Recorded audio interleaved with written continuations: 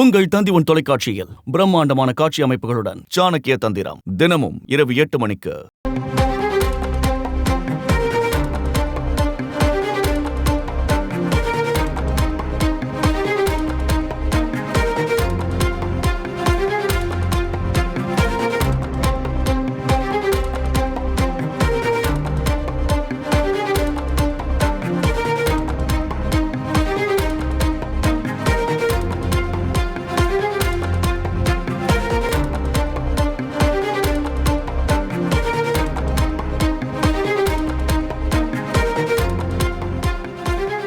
அண்மை செய்தி.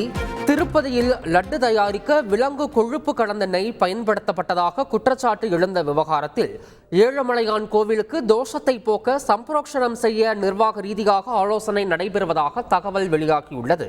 இதனை அண்மை செய்தியாக பார்த்து வருகிறோம். கூடுதல் விவரங்களை செய்தியாளர் சரவணன் வழங்கிட கேட்கலாம். சரவணன், வணக்கம். இந்த சம்பரோக்ஷணம் என்றால் என்ன? இது எப்போது நடைபெறுவதாக கோவில் நிர்வாகம் தரப்பிலிருந்து எதுவும் தெரிவிக்கப்பட்டிருக்கிறதா? முழு விவரம் சரவணன். திருப்பதி ஏழுமலையான் கோவில் பன்றி கொழுப்பு மற்றும் மீன் எண்ணெய் ஆகியவற்றை கலந்த நெய்யினால் செய்யப்பட்ட லட்டுகள் தயாரிக்கப்பட்டு வந்தது கடந்த காலங்களில். இந்த தோஷத்தை போக்குவதற்காக சம்பரோஷணம் என்னும் சிறப்பு பூஜைகள் செய்வதற்காக ஆலோசனை நடைபெற்று வருகிறது. இந்த ஆலோசனை கூட்டத்தில் உயர் அதிகாரிகள், தேவஸ்தான உயர் அதிகாரிகள் மற்றும் கோவில் ஆகம சாஸ்திர ஆலோசகர்கள் மற்றும் அர்ச்சகர்கள் கலந்து கொண்டு இது ஆலோசனை நடத்த உள்ளனர்.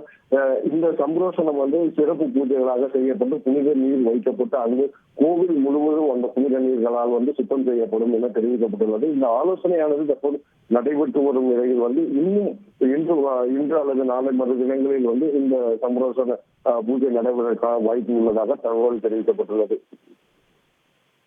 தகவல்களுக்கு நன்றி சரவணன்.